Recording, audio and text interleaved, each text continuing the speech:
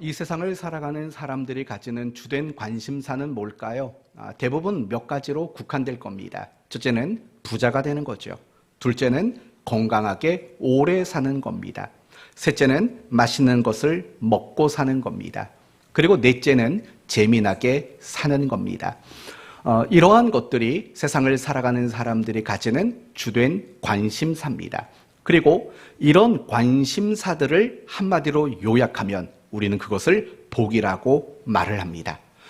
세상을 살아가는 모든 사람들은 모두가 다 복에 대한 관심을 있습니다. 그 복이 부자로도 나타나고, 그 복이 건강으로 나타나고, 장수로 나타나고, 맛있게 먹고 재밌게 사는 것으로 나타나는 거지, 모두가 복에 대한 관심이 대단히 많습니다. 우리 그리스도인들도 역시 마찬가지입니다. 우리 그리스도인들도 복에 대한 관심이 많습니다. 어떤 그리스도인들은 세상적이고 물질적이고 현실적인 복에 관심을 갖는 분도 계시고, 또 어떤 분들은 성경이 말하는 참다운 복, 거룩한 복을 소망하고 바라는 분들도 분명히 있을 겁니다. 그러나 중요한 것은 무엇이냐면, 내가 복에 대한 관심이 얼마나 많은가, 그것은 그다지 중요하지 않다라는 겁니다. 왜냐하면 내가 복에 대한 관심을 많이 가진다고 해서 그 복을 내가 누리게 되는 것은 아니기 때문에 그렇습니다. 복에 대한 관심, 그것도 중요하지만 내가 그 복을 누릴 만한 사람이 되는 게 훨씬 더 중요한 일이라는 겁니다. 그렇지 않겠습니까? 내가 여러 가지 복에 대한 관심을 가지고 살지만 그 복을 누릴 만한 사람이 되지 못한다면 그 복은 관심에 그치고 말 게 분명하기 때문에 그렇습니다. 오늘 본문은 바로 이에 대한 답을 주는 겁니다. 성경이 말하는 복, 그리고 그 복을 누리며 살 사람들은 누구인가? 바로 그 부분에 대해서 우리에게 설명해 주고 있습니다. 그러므로 오늘 말씀을 통해서 정말 복을 누리는 사람, 참으로 복된 그리스도인은 어떤 사람인가, 이 부분을 잘 점검하는 그런 시간이 되었으면 합니다. 이제 오늘부터 6절로 마지막 21절까지 마지막 본문을 살펴볼 겁니다. 이 마지막 본문의 내용들은 뭐냐? 우리가 지금까지 살펴봤던 모든 계시록의 모든 가르침과 내용을 요약하여 권면하는 마지막 결론에 해당되는 부분인 겁니다. 다시 말한다면 우리 그리스도인들이 이제는 종말의 때를 어떻게 살아가야 하는가를 다시 정리해서 우리에게 결론적으로 설명하는 것이 오늘 본문 이하의 내용들인 겁니다. 오늘은 6절과 7절의 말씀만 보려고 합니다. 먼저 6절을 보시면 계속해서 천사가 말을 합니다. 뭐라고 말하냐면 이 말은 신실하고 참된지라 라고 말합니다. 이 말은 어떻다고요? 신실하고 참되다라고 말합니다. 그러면 여기서 말하는 이 말이란 무엇을 말하겠습니까? 계시록 1장 1절로부터 22장 5절까지 요한계시록 전체의 말을 이야기하는 겁니다. 요한계시록의 내용의 전체는 신실하고 참된 말이다, 이렇게 얘기를 하는 겁니다. 그리고 조금 더 넓은 의미로 본다면 신구약 성경 66권 모든 말씀은 다 신실하고 참된 말씀이다 라는 뜻이 되는 겁니다. 이제 그러면서 7절에 가면 뭐라고 권면하냐면, 보라 내가 속히 오리니 이 두루마리의 예언의 말씀을 지키는 자는 복이 있으리라 라고 이야기하고 있습니다. 그렇다면 과연 참으로 복된 성도는 어떤 성도일까요? 오늘 본문은 우리에게 크게 두 가지를 말합니다. 정말 복된 신자란 어떤 신자인가? 첫째는 하나님의 말씀을 내 삶의 기준과 원칙으로 삼는 사람, 바로 그 사람이 복된 신자다, 이렇게 말하고 있습니다. 다시 오늘 본문 6절을 보시면 이 말은 신실하고 참된지라 라고 말했습니다. 여러분, 이 말이 무엇이라고 여러분에게 설명해 드렸습니까? 첫째는 계시록 전체의 말씀이고, 넓게 말한다면 성경 66권 모든 말씀이 바로 참되고 신실한 말씀이다 라는 의미라고 말씀을 드렸습니다. 다시 말한다면 성경은 신실하고 참되다.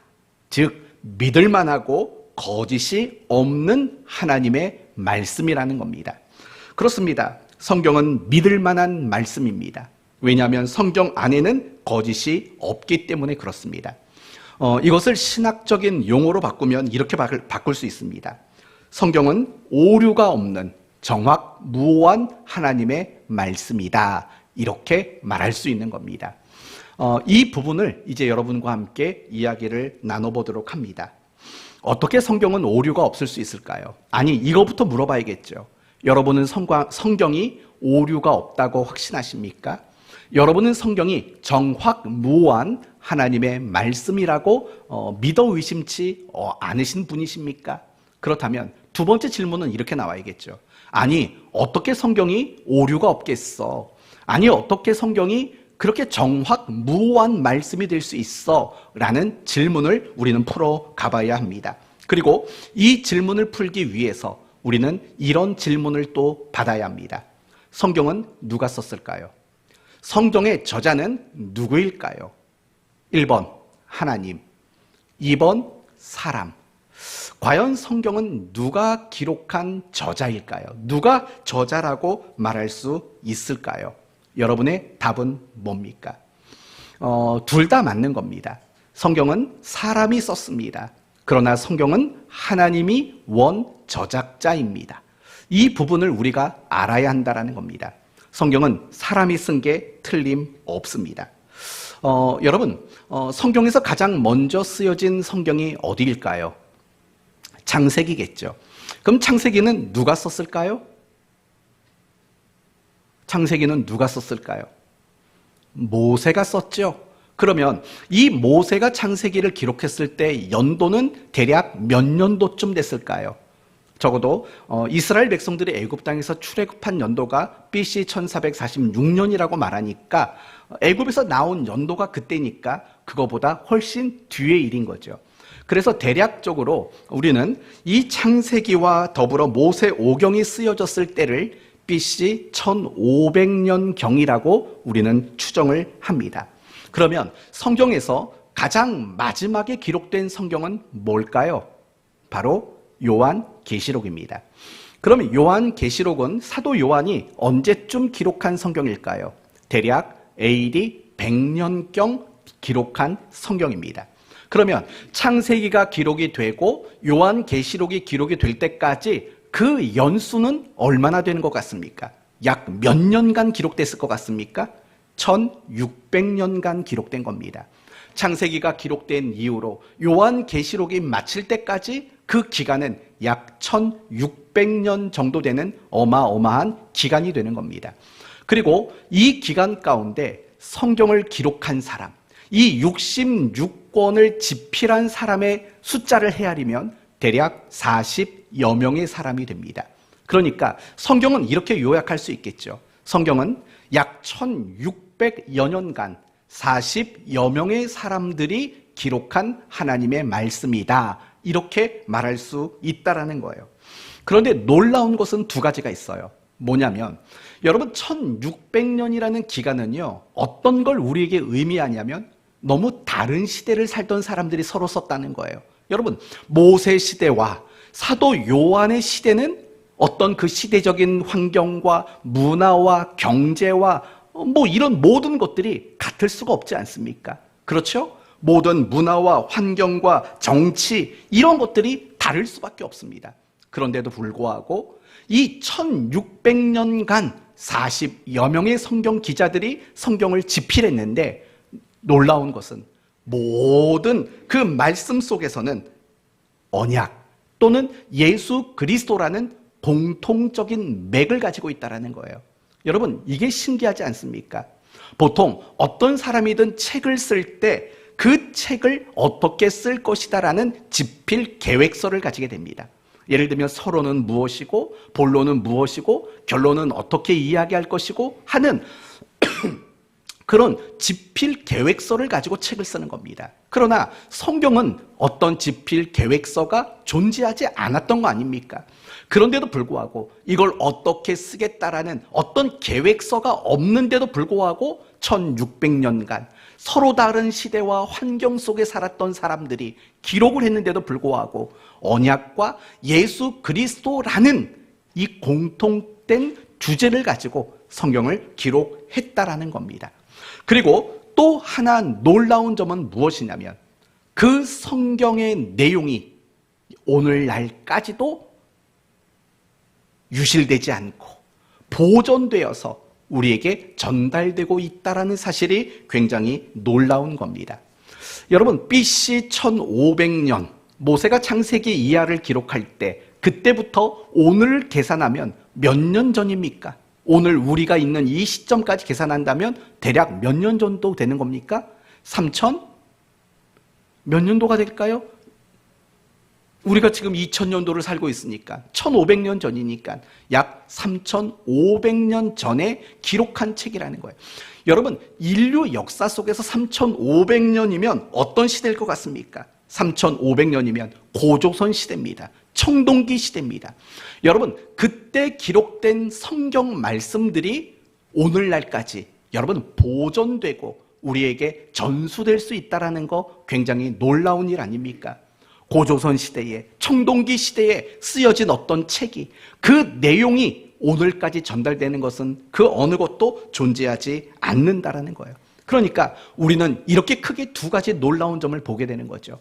1600여 년간 그리고 40여 명의 성경 저자들이 기록한 그 기록된 성경의 내용이 맥을 같이 한다는 것과 그 오랜 세월 동안 그 성경의 내용들이 보존이 되고 그것들이 각 시대를 살아가는 사람들에게 전수되고 전달될 수 있다는 굉장히 놀라운 점을 우리는 발견하게 되는 겁니다. 그렇다면 어떻게 그런 일들이 가능할 수 있었을까라는 질문을 해봅니다. 그러면 답은 이렇게 나옵니다. 성경은 무엇으로 기록되었기 때문일까요?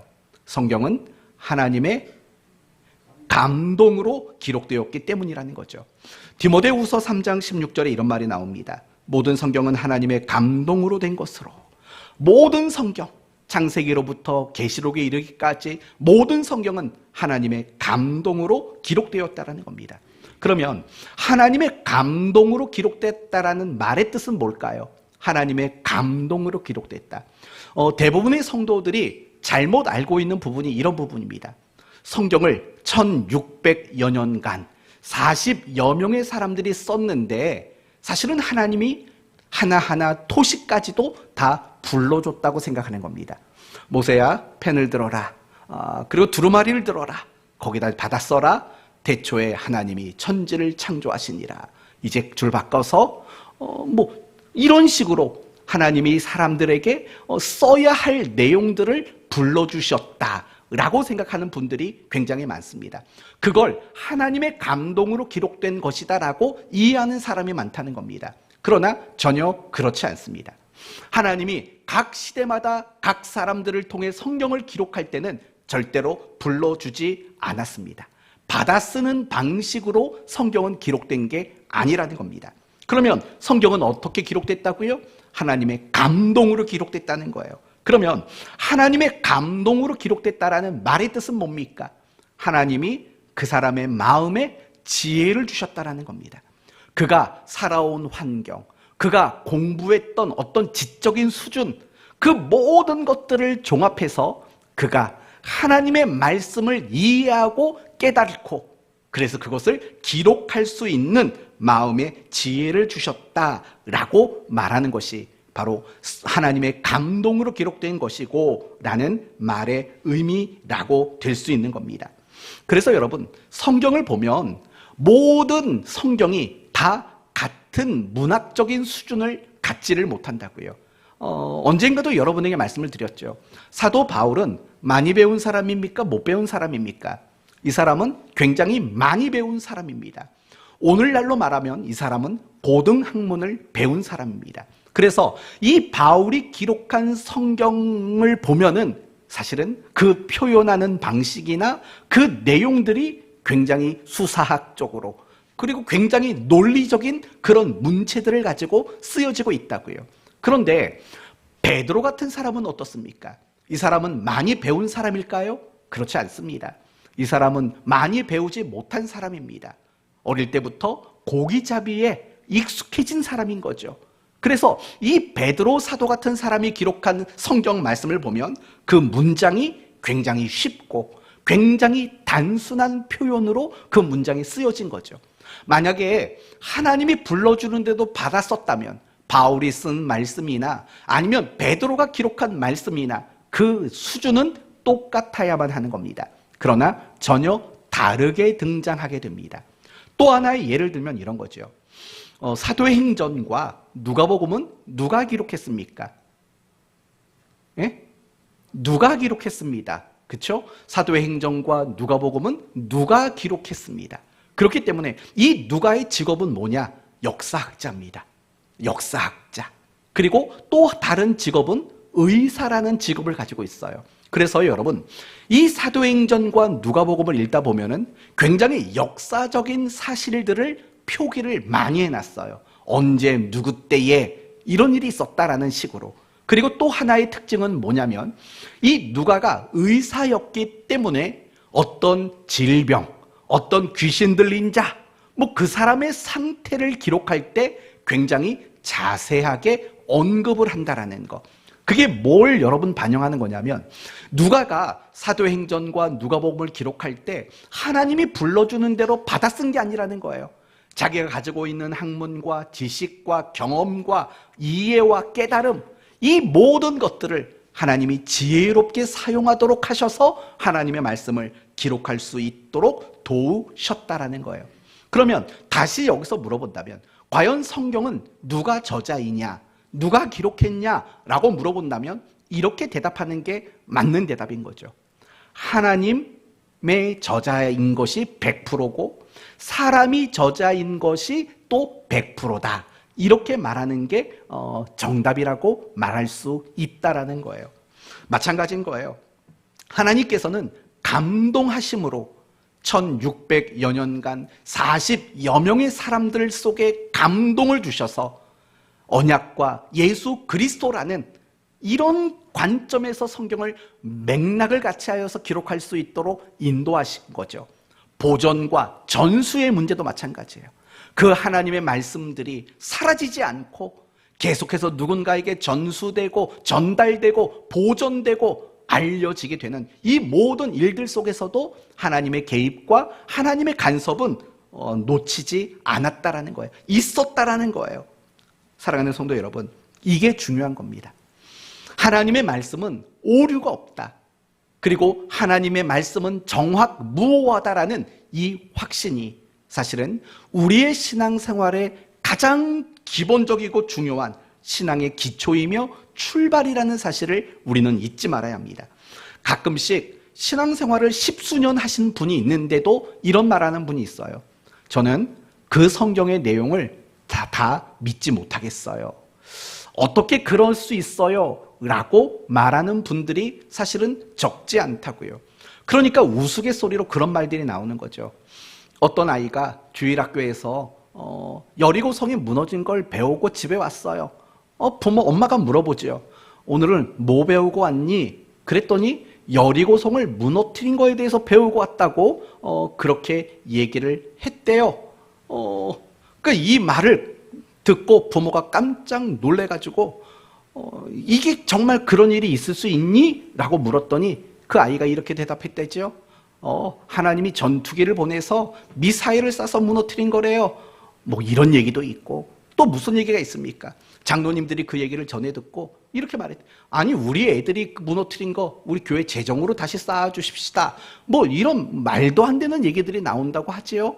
여러분, 이런 식의 우스갯소리들이 나오는 이유가 뭐냐면요, 교회를 오래 다닌 성도들, 집사, 권사, 장로라고 하는 사람들조차도 하나님의 말씀이 오류가 없고 정확무오하다라는 사실을 인정하지 못하는 경우들이 사실은 너무나도 많다라는 거예요. 저는 의외로 그런 분이 많다고 저는 생각해요. 어떤 면에서는 우리가 하나님의 말씀대로 살지 못하는 게 결국은 이 말씀에 대한 확신이 없기 때문이 아닌가라는 조심스러운 생각도 해보긴 합니다. 성도 여러분, 자유주의 신학자들, 그들은 예수 그리스도를 말하고 하나님을 이야기해요. 그러나 그들의 신앙은 올바르지 못해요. 이유가 뭔지 아십니까?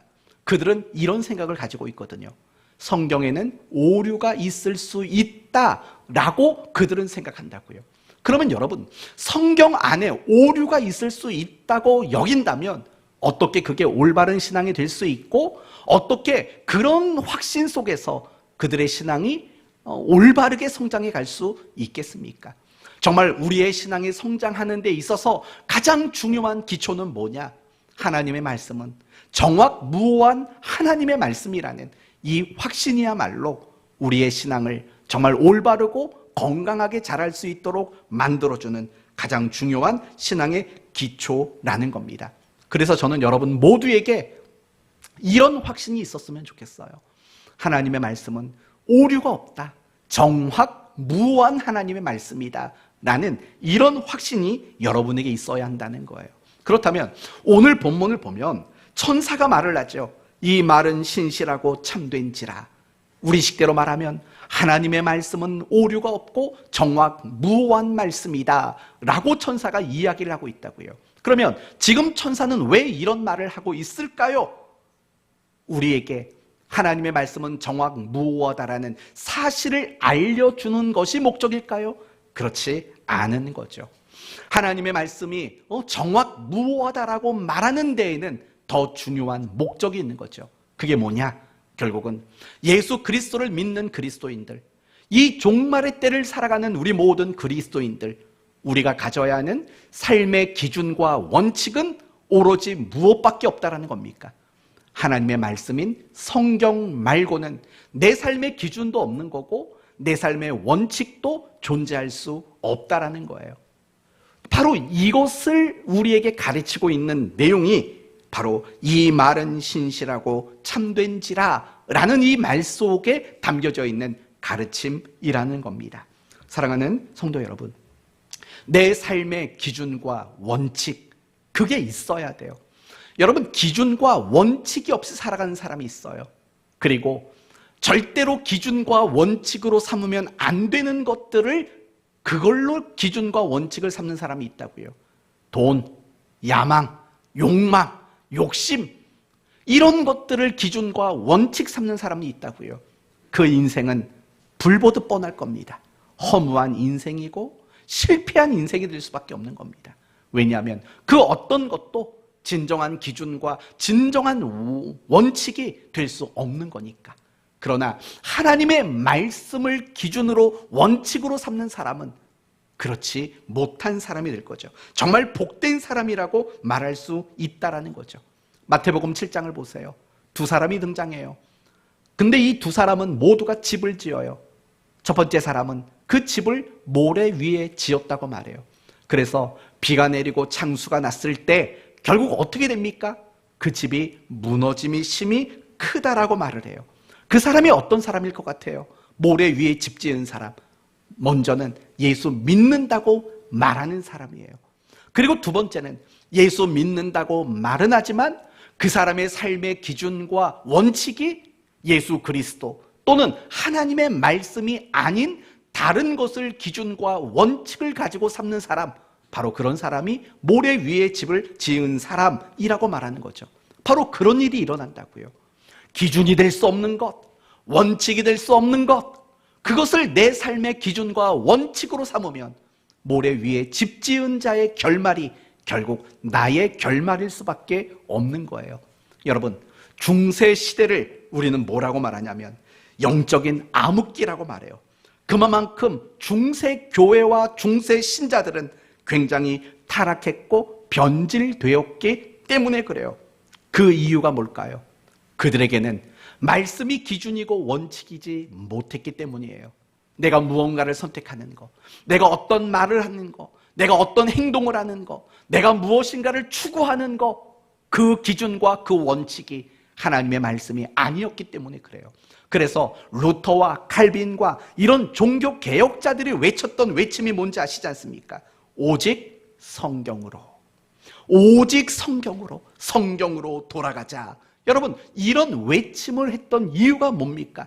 그것은 중세시대의 모든 타락과 모든 변질의 원인이 내 삶의 기준과 원칙이 말씀이 아니었기 때문인 거죠. 그래서 오로지 말씀으로 돌아가고 말씀이 기준이고 말씀이 원칙인 사람이 되는 거, 그거 말고는 이 시대를 변화시킬 다른 방법이 없다고 그들은 확신했기 때문에 그런 겁니다. 반석 위에 집을 지은 사람을 생각해 봅시다. 비가 내리고 창수가 났습니다. 그러나 그 집은 견고했습니다. 이유가 뭘까요? 그 사람은 하나님의 말씀이 기준이며 원칙이었던 사람이기 때문에 그렇습니다. 하나님의 말씀이 기준이고 원칙인 사람은 어떤 인생의 비바람이 불어도 결코 흔들리지 않고 견고한 신앙을 가질 수 있게 된다라는 겁니다. 이 말씀은 신실하고 참된지라. 결국 이 하나님의 말씀만을 내 삶의 기준과 원칙으로 삼아야 할 것을 이 마지막 때에 이 천사의 목소리를 통해서 우리에게 권면하고 있다라는 겁니다. 이제 우리 자신을 한번 점검해 보셔야 합니다. 여러분은 어떻습니까? 여러분의 삶의 기준은 무엇입니까? 여러분의 삶의 원칙은 무엇입니까? 한번 생각해 보세요. 무엇을 기준과 원칙으로 삼고 여러분은 말하고 있습니까? 무엇을 기준과 원칙으로 삼고 행동을 결정하십니까? 무엇을 기준과 원칙으로 삼고 여러분은 선택하며 살아가고 있으십니까? 말씀이라면 여러분은 반석 위에 집을 지은 자일 겁니다. 그러나 하나님의 말씀이 내 삶의 기준과 원칙이 아니라면 여러분은 틀림없이 모래 위에 집을 짓고 있는 어리석은 그리스도인일 수밖에 없습니다. 참으로 복된 신자는 어떤 사람입니까? 세상의 그 어떤 것도 내 삶의 기준과 원칙이 될 수 없다는 것을 아는 사람이죠. 그래서 오로지 하나님의 말씀만을, 성경만을 기준과 원칙으로 삼는 사람이야말로 참으로 복된 신자의 모습이다, 이렇게 말할 수 있다는 겁니다. 저는 여러분 모두가 이렇게 복된 신자가 됐으면 좋겠어요. 내 삶의 기준, 내 삶의 원칙, 이것이 바로 오직 하나님의 말씀인 성경 66권, 이거밖에는 내 삶의 기준과 원칙이 없다고 확신하고 살아가는 여러분이 되셨으면 좋겠습니다. 결국에는요, 이 요한계시록은 우리에게 끊임없이 이걸 말하고 있는 거예요. 하나님의 말씀만이 기준이고 원칙이고 원천이다. 사탄이 우리를 시험하고 우리를 괴롭히는 그 순간에도 우리는 말씀이라는 부표를 붙잡아야 된다. 이런 이야기들이 여러분 앞부분에 얼마나 자주 반복되었는지 여러분 알고 있지 않습니까? 저는 여러분이 참으로 복된 신자가 됐으면 좋겠습니다. 성경 말씀을 내 삶의 유일한 기준과 원칙으로 삼는 이런 여러분 되셨으면 좋겠습니다. 두 번째, 그러나 우리가 기준과 원칙으로 삼는 것만으로는 안 됩니다. 그럼 어떻게 됩니까? 그 말씀대로 살아야죠. 하나님의 말씀을 기준과 원칙으로 삼고 그대로 살아가야 됩니다. 그게 바로 7절이죠. 보라, 내가 속히 오리니 이 두루마리의 예언의 말씀을 지키는 자는 복이 있으리라 라고 말해요. 기준과 원칙을 삼는데 멈추지 말고 그 기준과 원칙을 근거로, 말씀이라는 기준과 원칙을 근거로 날마다 그 말씀대로 살아가는 거, 바로 그 사람이 복된 신자다, 이렇게 가르치고 있는 겁니다. 그래서 여러분, 요한계시록 가장 앞부분에 나왔던 이야기도 사실은 똑같은 얘기였어요. 요한계시록 1장 3절에 이런 말이 나왔죠. 예언의 말씀을 읽는 자와 듣는 자와 그리고 그 가운데 기록된 것을 지키는 자들은 복이 있나니. 이게 계시록 1장 3절의 내용이라는 것을 알고 계실 겁니다. 물론 요한계시록만 하나님의 말씀을 기준과 원칙 삼고 사는 사람을 복되다고 말하지 않습니다. 성경 전체가 말씀대로 살아가는 사람을 복되다고 말합니다. 특별히 여러분이 잘 아시고 암송하는 시편 1편의 말씀이 이 부분을 우리에게 굉장히 강조해주고 있죠. 어떤 내용입니까? 한번 해볼까요? 준비. 복 있는 사람은으로부터 심히 시작. 복 있는 사람은 악인의 꾀를 쫓지 아니하며 죄인의 길에 서지 아니하며 오만한 자의 자리에 앉지 아니하고 오직 여호와의 율법을 즐거워하여 그 율법을 주야로 묵상하는 자로다. 여러분, 첫 번째가 뭐라고요? 복 있는 사람은, 복 있는 사람은, 참으로 복된 신자는 오직 여호와의 율법을 즐거워하여 그 율법을 주야로 묵상하는 자로다. 이렇게 말하고 있는 거죠. 이게 성경이 우리에게 가르쳐주는 참 중요한 교훈인 거죠. 그렇다면 여러분, 주야로 묵상한다라는 말의 뜻이 뭘까요? 주야로 묵상한다. 그냥 하루 종일 성경만 읽으라는 겁니까? 그건 옳지 않지요. 그러면 하루 종일 말씀을 암송하고 읊조리며 살라는 겁니까? 그것도 아니죠. 내게 주어진 역할들이 있고 내가 해야 되는 일들이 있는데 정말 무책임하게 매일 성경만 읽고 살아간다. 어디 가서 그런 자랑하지 마십시오. 그건 절대로 그건 자랑거리가 아니죠. 내게 주어진 역할이 있고 책임이 있는데 그거 등한시하고 나는 매일 성경만 봐. 이렇게 말하는 것은 올바른 이야기가 아니라 그건 부끄러운 말일 수밖에 없는 겁니다. 그럼 주야로 묵상한다라는 말의 의미는 과연 뭘까? 이런 뜻인 거죠. 여러분, 주야라는 말은 풀이하면 이런 뜻이죠. 낮과 밤인 거죠. 주야, 낮과 밤인 겁니다. 그런데 중요한 것은 사실은 성경은 상징적인 표현을 자주 쓴다라는 거예요. 특히 시편은 하나의 그 문학이기 때문에 상징적인 표현들이 굉장히 많죠. 뭐 예를 들면 이거죠. 뭐 내 자식들은 뭐 어린 무슨 나무와 같고요? 감람나무와 같고 백향목 같고 포도나무와 같도다. 뭐 이런 식의 이야기들은 정말 내 자식이 나무라는 얘기는 아니잖아요. 그거와 같이 기름지고 그거와 같이 아름답고 복되다. 이런 것들을 상징하는 표현들인 거잖아요. 주야도 마찬가지라는 거예요. 예를 들면 계시록을 보면 어린 양의 혼인잔치에 참여할 사람들의 숫자를 몇 명이라고 말하냐면 14만 4천 명이라고 말한다고요. 그거는 정말 고정된 14만 4천 명이라는 뜻이 아니라 그거는 상징적인 거죠.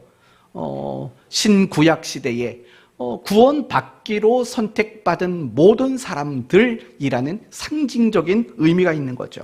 또 계시록이나 성경 여러 구절들을 보면 이런 말이 나와요. 해와 달이 빛을 잃고 별이 떨어지며 라는 말이 많이 나와요. 예수님의 종말론 강화에서도 등장했고 구약의 예언서에서도 등장했고 또 요한계시록 안에서도 해와 달과 별에 대한 이야기가 어김없이 등장을 합니다. 그렇다면 해와 달이 빛을 잃고 별들이 떨어진다는 건 뭡니까? 정말 예수님이 재림하는 날이 가까우면 진짜 그런 일들이 일어난다라는 얘기일까요? 아니죠. 상징적인 얘기죠. 뭡니까? 세상은 결코 영원하지 않다라는 거죠. 세상은 우리가 영원히 마음 붙이고 살 곳이 아니라는 상징적인 메시지가 그 속에 담겨져 있는 거죠. 시편 1편이 말하는 주야로 묵상하는 자로다 라고 말할 때도 그 주야는 상징적인 메시지인 거죠. 예를 들면 이런 거죠. 우리의 인생은 낮과 같고 밤과 같을 때가 있다는 거죠. 우리의 인생은 낮과 같이 행복하고 기쁘고 즐거울 때가 있지만 또 반대로 우리의 인생에는 밤도 있다는 거예요. 어떤 순간입니까? 낙심하고 절망하고 좌절하고 답답하고 슬프고 괴롭고 혼동스러운 그런 순간도 있다라는 거죠. 결국 주야라는 말은 우리의 인생의 모든 순간들을 의미하는 말인 거죠. 그래서 시편을 보는 굉장히 중요한 관점 중 하나가 뭐냐면 주야라는 관점으로 시편을 보는 것이 굉장히 중요한 관점일 수 있어요. 무슨 말인가 하니 이런 거죠. 결국 시편이란 어떤 사람이냐, 복 있는 사람이 어떤 사람인가를 라는 주제 아래 펼쳐져 있는 내용들이라는 거예요. 시편을 보면은요, 인생의 낮을 만난 자들의 감사와 찬송시가 담겨져 있다고요. 그러나 반대로 시편 안에는 인생의 밤을 맞아서 탄식하고 울부짖는 성도들의 이야기도 가득하고 있다고요. 그러나 중요한 것은 무엇이냐면 정말 복 있는 사람은 우리의 인생이 낮과 같든 아니면 우리의 인생이 밤과 같든 간에 하나님의 말씀을 묵상하는 자가 복 있는 사람이라는 메시지가 결국에는 시편 말씀의 중요한 내용인 거죠. 여러분 시편 1편이 복 있는 사람으로 시작됩니다. 그리고 시편 23편에 가면 여러분이 잘 아시는 또 다른 성경이 나오죠. 여호와는 나의 목자시니 내가 부족함이 없으리로다. 둘 다 6구절씩 되어 있습니다. 시편 1편도 6구절이고 시편 23편도 6구절이에요. 나중에 한번 공책의 반 줄을 그어놓고 왼쪽에는 시편 1편을 쓰시고 오른쪽 편에는 시편 23편을 써놓고 보십시오. 그 의미하는 바가 굉장히 연관성이 깊다는 걸 보게 될 겁니다. 복 있는 사람은 여호와의 율법을 주야로 묵상하는 자로다. 이걸 23편에서는 뭐라고 말하냐면 여호와는 나의 목자시니 내가 부족함이 없으리로다라고 묘사하고 있다라고요. 그렇죠? 이런 식인 거죠. 결국 시편은 바로 이게 굉장히 중요한 주제라는 거예요. 인생의 낮, 인생의 밤, 그 어떤 순간에도 하나님의 말씀을 목자 삼고 그 말씀의 목자됨을 따라 살아가는 것, 그것이 인생의 행복이고 그것이 인생의 진정한 복이다. 그것을 강조하고 있는 것이 바로 시편의 말씀이라는 겁니다. 바로 그런 사람이 복 있는 거예요. 우리의 인생은 항상 낮을 수가 없어요. 지금 어쩌면 여러분 가운데 인생의 낮을 맞이한 사람이 있을지 몰라요. 그러나 여러분 가운데 인생의 밤을 맞이한 사람도 분명히 있을 거라고요. 그러나 중요한 것은 여러분의 인생이 낮이든 아니면 여러분의 인생이 밤이든 여러분이 하나님의 말씀을 붙잡는 게 중요한 거죠. 더 정확히 말한다면 여러분이 가지고 있었던 말씀이라는 기준과 원칙을 바꾸지 않고 살아가는 거죠.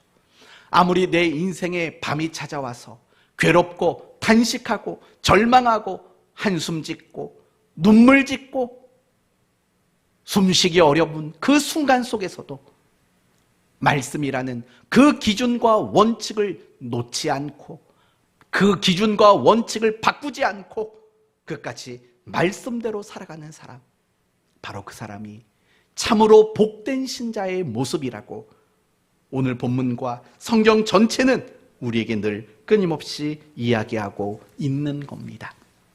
사랑하는 성도 여러분, 우리가 하나님의 말씀을 기준과 원칙으로 삼는 일, 그리고 더 나아가서 인생의 밤이 찾아와도 인생의 어두움 속에 우리가 있어도 그 기준과 원칙을 놓치거나 바꾸지 않고 그 기준과 원칙대로 살아가는 것, 그게 바로 요한계시록이 말하는, 그리고 시편이 말하는, 그리고 성경 전체가 말하는 바로 참으로 복된 자의 모습이다, 이렇게 말하고 있는 겁니다.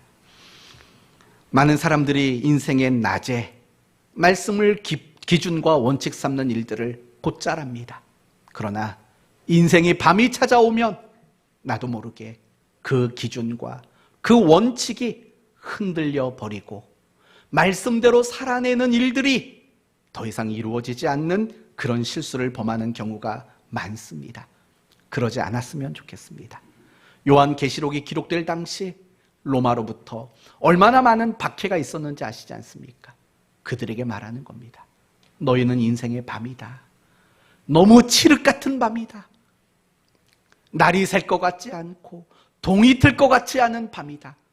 그러나 지금 붙들고 있는 그 말씀이라는 그 기준과 원칙 놓지 말고 그걸 바꾸려고 하지 말고 그 기준과 원칙대로 끝까지 살아내렴. 이게 바로 요한계시록의 메시지라는 겁니다. 여러분 모두가 그렇게 살게 되기를 바랍니다.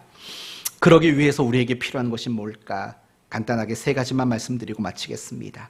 첫째는 매일 성경을 읽으셔야 됩니다. 매일 성경을 읽으셔야 돼요. 조금 다르게 말한다면 성경을 읽는 거룩한 습관들을 여러분은 만드셔야 돼요. 여러분 아시죠? 3살 버릇 몇 살까지 간다고요? 네, 3살 버릇 80까지 간답니다. 여러분 이 말의 뜻이 뭐냐? 이런 거죠. 결국은요, 버릇, 습관이 그 사람의 인생을 결정짓는 거예요. 그렇지 않을까요? 오늘 여러분은 여러분이 지금까지 가지고 있었던 다양한 습관들이 만들어낸 작품이라는 걸 아시고 계십니까? 성격이든 성품이든 삶의 방식이든 스타일이든 신앙의 수준이든 사실은 이 모든 게 다 여러분이 가지고 있었던 다양한 습관들이 만들어낸 결과물인 거예요. 그렇지 않습니까? 우리의 신앙도 마찬가지인 거예요. 나의 신앙의 모습과 나의 신앙의 내용과 나의 신앙의 수준은요, 결국은 내가 신앙 안에 가지고 있었던 그 많은 습관들이 결국은 만들어 놓은 거예요. 사람은요, 뭔가 새로운 일들을 하기보다는 늘 습관을 따라 사실은 살아갈 수밖에 없는 게 사람이기 때문에 그래요. 그렇기 때문에 우리가 말씀을 기준과 원칙 삼고 그 말씀대로 살아가기 위해서 가장 필요한 것은 성경을 매일매일 읽는 습관이 우리에게 필요하다라는 거예요. 그런데 굉장히 충격적인 통계 자료가 있더라고요. 뭐냐면 예수 믿는다고 말하는 사람 중에 매일 성경을 읽는 사람이 100명 중에 15명이랍니다. 100명 중에 15명이에요. 그러니까 이걸 10명 단위로 말한다면 10명 중에 1명, 2명은 안 돼요. 1명 정도밖에는 매일 성경을 읽는 사람이 없대요. 그러면 일주일에 한 번이라도 보는 사람은 몇 명이 있을까? 18명이래요. 100명 중에 18명. 이 사람들은 일주일에 한 번 정도는 성경을 읽는데요. 그러니까 여러분, 이 말이 무슨 말이냐면 이런 말이 되는 거예요. 100명 중에 67명은요, 일주일을 살아도 성경을 한 번도 읽어보지 않는다는 거예요. 이건 굉장히 충격적인 얘기인 거죠. 더 충격적인 얘기가 뭔지 아십니까? 교회, 집사, 권사, 장로, 교사 중에, 리더 중에 성경을 지금까지 1독도 안 해본 사람이 태반이랍니다. 창세기부터 요한계시록에 이르기까지 한 번도 완독해보지 않은 사람들이 그렇게 많다고 합니다. 참 외람된 질문이지만 여러분에게 한번 물어봅시다. 여러분은 하루에 성경을 얼마 정도 읽으십니까? 적어도 30분은 좀 읽으십니까? 여러분은 지금까지 신앙생활에 오면서 성경을 몇 독이나 하셨습니까? 몇 독이나 하셨습니까? 뭐 굳이 대답하지 않으셔도 괜찮습니다. 만약에 여러분 가운데 내가 교회에서 일꾼이고 직분자고 리더임에도 불구하고 창세기부터 계시록까지 단 한 번도 정독해 본 적이 없다고 여겨지는 분이 있다면 여러분은 신앙생활을 굉장히 잘못하고 있는 겁니다. 여러분은 신앙생활의 가장 중요한 기초를 빼먹은 채 하고 있다라는 말밖에는 나오지 않습니다. 이 부분이 여러분에게 도전이 됐으면 좋겠어요. 지금 내년도 교회 사역을 구상하는 가운데 들었던 첫 번째 내용 중 하나가 그거예요. 내년에는 성도 전체가 성경 1독을 하면 좋겠다. 물론 우리 교우들 중에는 1년에 2독, 3독, 5독이 목표인 분들도 있어요. 그럼에도 불구하고 우리 교회가 내년부터는 정말 1독이라도 성도들이 한번 해볼 수 있는 그런 사역의 계획을 구상하고 있는 중입니다. 중요한 건 성경을 매일 읽어야 된다는 거예요. 그래야 기준 원칙이 잡히고 말씀대로 살 수 있는 거죠. 두 번째는 성경을 사모해야 돼요. 모든 게 다 그런 것 같아요. 여러분, 하기 싫은 거 하라고 하면 여러분 잘할 수 있겠어요? 못하지요. 하지만 내가 사모하고 내가 하고 싶은 걸 하라고 하면 여러분 굉장히 즐거울 거라고요. 그렇지 않습니까? 저한테 하루 종일 탁구만 쳐라 하면 굉장히 저는 기분 좋을 거라고요. 왜냐? 좋아하니까. 당연히 그런 거죠. 우리가 매일 성경을 읽지 않는 이유가 뭘까? 결국은 사모하는 마음이 없는 거죠. 성경을 사모하는 마음이 없는 거예요. 특히 여러분이 예배 시간에 설교를 들을 때, 말씀을 들을 때 그 자세와 그 태도는 굉장히 중요하다는 걸 여러분이 잊지 말아야 돼요. 정말 하나님의 말씀을 잘 들으려고 해야 돼요. 마태복음 13장에 나오는 우리가 얼마 전에 살펴봤던 누가복음 본문에서 살펴봤지만 4종류의 밭이 나온다고요. 결국 4종류의 밭을 결정짓는 가장 큰 역할은 무엇이었냐면 지혜로운 마음이었어요. 말씀을 진지하게 정말 사모하여 듣는 그 마음의 자세가 그 땅을 결정짓는 중요한 요인이라고 여러분에게 말씀을 드린 거예요. 여러분, 이걸 잊지 말아야 돼요. 말씀을 들을 때 여러분의 모습과 태도를 보면 여러분이 한 주간 성경을 얼마나 가까이 하는지 보인다고요. 말씀을 들을 때 여러분의 모습을 보면 여러분이 하나님의 말씀을 얼마나 소중히 여기고 말씀대로 살아가고 있는가, 그런 게 다 보인다고요. 여러분, 항상 말씀을 사모하시고 특별히 말씀을 들을 때 올바른 자세를 가지려고 노력하는 게 필요한 거예요. 끝으로 적용하고 실천하는 일까지 여러분이 하셔야 합니다. 우리가 성경을 읽고 묵상하고 암송하는 것은 그저 알기 위함이 아닙니다. 그 말씀대로 내가 적용하고 실천하기 위해서 말씀을 읽고 암송하고 묵상하는 거 아니겠습니까? 그래서 우리 교회는 새벽마다 제가 설교를 마무리할 때 새벽에 예배에 참석하는 분들에게 그렇게 말합니다. 여러분에게 오늘 한 가지 숙제를 내드립니다. 오늘은 이걸 한번 해보십시오 라고 여러분에게 숙제를 항상 내드립니다. 근데 그게 여러분에게는 부담일 수 있습니다. 그러나 그게 필요한 거죠.